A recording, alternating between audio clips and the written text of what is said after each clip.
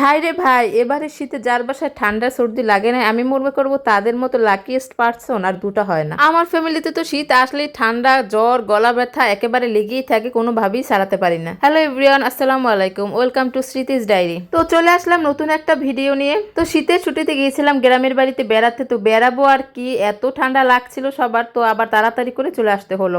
আমার মনে হয় গ্রামের তুলনায় শহরে ঠান্ডার পরিমাণ কিছুটা হলেও কম, আমার মনে হয় অনেক কমই লাগে ঠান্ডা। সেজন্য বাক্স পেটে নিয়ে বাসা আসার পর একেবারে পুরোপুরি স্বস্তিতে আছে। তো ঠান্ডা সর্দি বাসার সবারই তো লেগে আছে, তো এই অবস্থায় অসুস্থ শরীরে তো সেরকমের কিছু খেতেও ইচ্ছে করছিল না।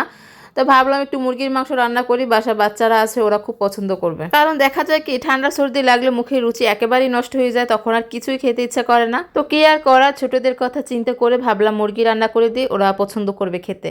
তো আমি এখানে সোনালী মুরগি নিয়েছি। সোনালী মুরগির মাংসটা কিন্তু খুব নরম হয়, যেটা বাচ্চারা খেতে খুব কমফোর্ট ফিল করে, সেজন্য আমি ওদের জন্য বেশিরভাগই সোনালী মুরগি রান্না করে দিই।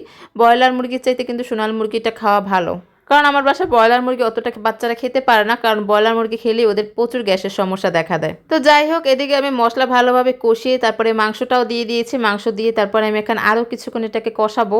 ততক্ষণ পর্যন্ত কষাবো যতক্ষণ পর্যন্ত মাংসের ভিতরে যে এক্সট্রা পানিটা থাকে ওটা বের হয়ে না আসে। তো মাংসের ভিতর থেকে এক্সট্রা পানিটা বের হয়ে পুরোপুরি শুকিয়ে আসলে তখন আমি এখানে আলুগুলো দিয়ে দিচ্ছি।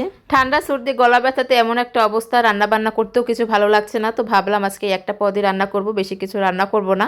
আসলে পরিস্থিতি যেমনই হোক, মেয়েদের কপালটাই এমন, রান্না তো করতেই হবে। রান্না বান্না খাওয়া দাওয়া ছাড়া তার কোনো উপায়ই থাকে না। কি আর করার, বাসা অন্য কোনো ফ্যামিলি মেম্বার যেহেতু নেই রান্না করার মতো, সেহেতু আমাকে কানে ধরে হলেও রান্না করতে হবে, কিছু আর করার নেই।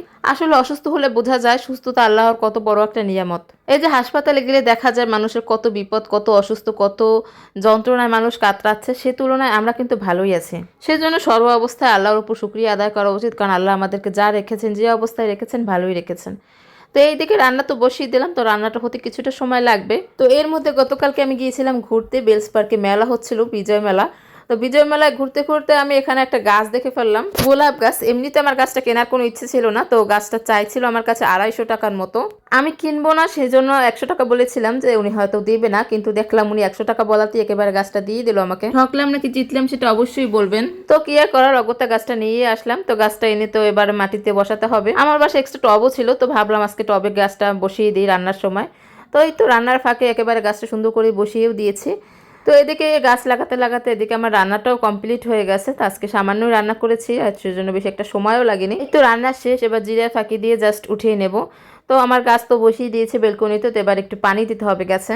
গাছটা দেখে তো মোটামুটি তরতাজাই মনে হচ্ছিল কোনো সমস্যা তেমন একটা হবে না। জাস্ট এখন ফুল ফোটার অপেক্ষা, ফুল দেখবো কেমন কি হয়।